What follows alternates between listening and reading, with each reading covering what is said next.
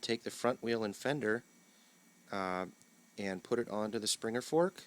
So first I just separated the fork bars. I put the straight bars, these, on the outside of the bent bars.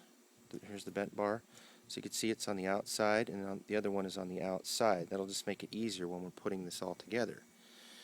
Down here I have the front wheel, and we've taken off the hardware from the front wheel axle. It's right here. There's the nuts and the lock washers. And then here, once we put the front fender onto the wheel, slip it up into the fork, then we're going to connect that front fender brace to the steering tube with, of course, this hardware right here.